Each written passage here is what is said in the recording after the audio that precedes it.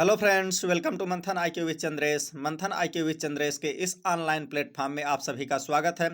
दोस्तों, हमारे द्वारा यहाँ पर डेली करंट अफेयर डिस्कस किया जाता है। जैसा कि आज है 8 फरवरी से संबंधित आपके परीक्षाओं से संबंधित जो भी महत्वपूर्ण करंट अफेयर होगा हम उसको डिस्कस करेंगे। दोस्तों, बिना देर किए हुए हम अपने सेशन को स्टार्ट करते हैं। जो है कि चैनल को लाइक शेयर सब्सक्राइब करना न भूलें। आज का हमारा पहला क्वेश्चन है, हाल ही में नीति आयोग ने किस राज्य को 2035 तक क्लीन एनर्जी हब बनाने के लिए एक ब्लूप्रिंट तैयार किया है? जिसका ऑप्शन है उत्तर प्रदेश, मध्य प्रदेश, आंध्र प्रदेश, गुजरात। जिसका सही ऑप्शन है ऑप्शन नंबर सी, यानी कि आंध्र प्रदेश। वहीं पर बात की जाए आंध्र प्रदेश की, तो आंध्र प्रदेश की कैपिटल है अमरावती। आंध्र प्रदेश के मुख्यमंत्री हैं चंद्रबाबू नायडू। आंध्र प्रदेश के गवर्नर हैं जस्टिस अब्दुल नजीर। कौन है? जस्टिस अब्दुल नजीर। बात किया जाए आंध्र प्रदेश की, तो आंध्र प्रदेश केले के उत्पादन में भारत में प्रथम स्थान पर है। वहीं पर बात किया जाए आंध्र प्रदेश की, तो आंध्र प्रदेश की पोंडरू खादी को जीआई टैग मिला है। किस खादी को? पोंडरू खादी को जीआई टैग मिला है। वहीं पर बात की जाए आंध्र प्रदेश की, तो आंध्र प्रदेश ने होप आइलैंड पर अपना पहला सैटेलाइट लॉन्च सुविधा विकसित करेगा। अपना सैटेलाइट लॉन्च सुविधा आंध्र प्रदेश कहाँ विकसित करेगा?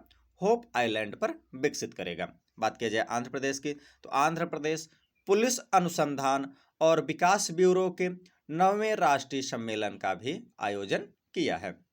बात किया जाए आंध्र प्रदेश की, तो आंध्र प्रदेश के मुख्यमंत्री चंद्रबाबू नायडू ने 24 घंटे के भीतर 5,555 महिलाओं को और छात्राओं को ई साइकिल वितरित कर गिनीज वर्ल्ड ऑफ बुक में अपना रिकॉर्ड बनाया है। हम बढ़ते हैं अपने अगले क्वेश्चन की तरफ। हमारा आज का अगला क्वेश्चन है, हाल ही में ग्लोबल टीचर प्राइज 2026 से किसे सम्मानित किया गया?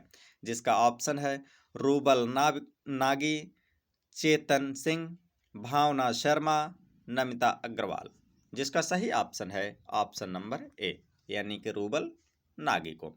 बात की जाए रूबल नागी की, तो रूबल नागी भारतीय शिक्षिका हैं जो कि वर्ल्ड गवर्नमेंट समिट के दौरान ग्लोबल टीचर प्राइज 2026 का सम्मान प्राप्त किया है इन्होंने। बात की जाए हाल फिलहाल में कुछ पुरस्कारों की तथा सम्मान की, तो भारतीय मूल के वैज्ञानिक वीरभद्रन रामनाथन को क्राफोर्ड पुरस्कार 2026 से सम्मानित किया गया है।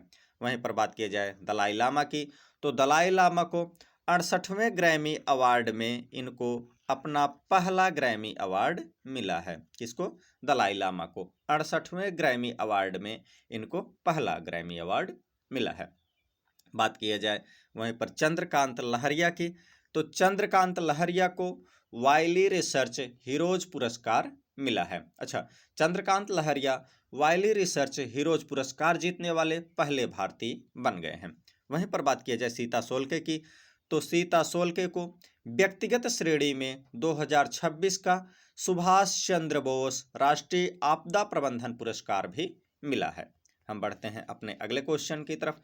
आज का हमारा अगला क्वेश्चन है, हाल ही में आईसीसी अंडर 19 विश्व कप 2026 का खिताब किसने जीता है, या 2026 किसने जीता है?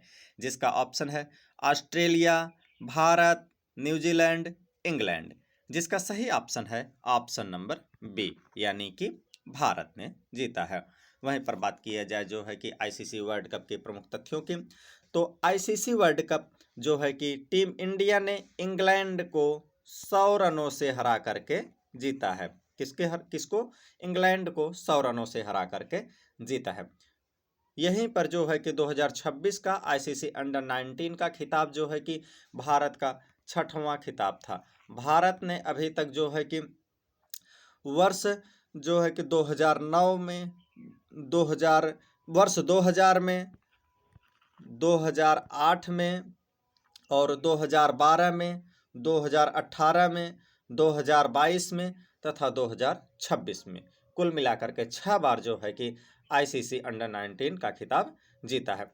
बात किया जाए भारत की, तो भारत जो है कि ब्रिक्स 18वें शिखर सम्मेलन का भी मेजबानी करेगा। वहीं पर विश्व प्रेस सूचकांक में भारत 151वें स्थान पर है, जबकि नॉर्वे प्रथम स्थान पर है। वहीं पर बात किया जाए जो है कि भारत की, तो भारत में रामसर स्थलों की संख्या अब 98 हो गई है। कितनी हो गई है? 98 हो गई है। और भारत की साक्षरता की बात की जाए तो भारत की साक्षरता अब 80.9% हो गई है। कितनी हो गई है? 80.9% हो गई है। वहीं पर बात की जाए हेनले पासपोर्ट इंडेक्स की, तो हेनले पासपोर्ट इंडेक्स 2026 में भारत 80वें स्थान पर रहा, जबकि सिंगापुर प्रथम स्थान पर रहा। बात किया जाए ICC under nineteen T20 ICC under nineteen विश्व कप 2026 की, तो इसमें जो है कि Vaibhav Suryavanshi player of the tournament रहे हैं। Player of the tournament Vaibhav Suryavanshi रहे हैं, जिन्होंने अपने 7 पारियों में 169 के स्ट्राइक रेट से कुल 439 रन बनाए हैं। कितने रन बनाए हैं? कुल 439 रन बनाए हैं। वहीं पर आज का आपका क्वेश्चन है कि वैभव सूर्यवंशी को हाल फिलहाल में कौन सा पुरस्कार मिला है। हम बढ़ते हैं अपने अगले क्वेश्चन की तरफ। आज का हमारा अगला क्वेश्चन है, हाल ही में 2026 शीतकालीन ओलंपिक की मेजबानी कौन करेगा? जिसका ऑप्शन है जर्मनी, इटली, फ्रांस, चीन। जिसका सही ऑप्शन है ऑप्शन नंबर बी, यानी कि इटली करेगा। बात किया जाए इटली की, तो इटली की कैपिटल है रोम, इटली की करेंसी है यूरो, इटली के प्राइम मिनिस्टर हैं जॉर्जिया मेलोनी। कौन है? Giorgia Meloni. बात किया जाए शीतकालीन ओलंपिक की, तो इसका आयोजन 6 फरवरी से 22 फरवरी के बीच होगा। कब से कब तक होगा? 6 फरवरी से 22 फरवरी के बीच इसका आयोजन होगा। हम बढ़ते हैं अपने अगले क्वेश्चन की तरफ। आज का हमारा अगला क्वेश्चन है, हाल ही में किस राज्य द्वारा भूमि स्वामित्व प्रक्रिया को डिजिटल व तेज करने के लिए ऑटो म्यूटेशन शुरू किया गया है? ऑटो म्यूटेशन शुरू किया गया है, जिसका ऑप्शन है ओडिशा, तेलंगाना, कर्नाटक, महाराष्ट्र। जिसका सही ऑप्शन है ऑप्शन नंबर सी, यानी कि कर्नाटक। बात किया जाए कर्नाटक की, तो कर्नाटक में जो है कि नारियल के उत्पादन में, कॉफी के उत्पादन में, मक्का के उत्पादन में कर्नाटक प्रथम स्थान पर है। वहीं पर नारियल की भूमि किसे कहा जाता है? तो नारियल की भूमि केरल को कहा जाता है। बात किया जाए कर्नाटक की, तो कर्नाटक में भारत में सर्वाधिक मात्रा में हाथी भी पाए जाते हैं। बात किया जाए कर्नाटक की, तो कर्नाटक का अलमाटी बांध है जो कि कृष्णा नदी पर स्थित है, जबकि कर्नाटक का ही कृष्णराज सागर बांध कावेरी नदी पर स्थित है। बात की जाए कर्नाटक की, तो कर्नाटक का मंगलुरु शहर को भारत का सबसे सुरक्षित शहर भी घोषित किया गया है। बात की जाए कर्नाटक की, तो कर्नाटक ने महाराष्ट्र को हरा करके 44वीं जूनियर राष्ट्रीय खो खो चैंपियनशिप का खिताब भी जीता है। बात किया जाए कर्नाटक की, तो कर्नाटक ने नाबालिग लड़कियों की सुरक्षा के लिए अक्का पाड़े योजना शुरू किया है। कौन सी योजना? अक्का पाड़े योजना शुरू किया है। वहीं पर जो है कि कर्नाटक सरकार के द्वारा महिला उद्यमियों के लिए गृह लक्ष्मी पोर्टल भी शुरू किया गया है। हम बढ़ते हैं अपने अगले क्वेश्चन की तरफ। हमारा आज का अगला क्वेश्चन है, हाल ही में IIFCL के प्रबंध निदेशक कौन बने हैं? कौन बने हैं? जिसका ऑप्शन है रोहित गर्ग, रोहित जनऋषि, प्रवीण जोशी, आनंद अग्रवाल। जिसका सही आंसर है रोहित ऋषि। कौन बने हैं? रोहित ऋषि बने हैं। बात किया जाए रोहित ऋषि की, तो जो है कि ये बैंक ऑफ महाराष्ट्र के पूर्व कार्यकारी निदेशक रोहित ऋषि को Indian infrastructure finance company limited का मुख्य निदेशक नियुक्त किया गया है। बात किया जाए IIFCL के फुल फॉर्म की, तो IIFCL का फुल फॉर्म होता है India infrastructure finance company limited. एक बार हम फिर से रिवाइज करेंगे, India infrastructure finance company limited. बात किया जाए वहीं पर हाल फिलहाल में जो है कि अन्य प्रमुख नियुक्तियों की, तो इंदरपाल सिंह वालिया को ईस्टर्न कमान का जो है कि प्रमुख नियुक्त किया गया है।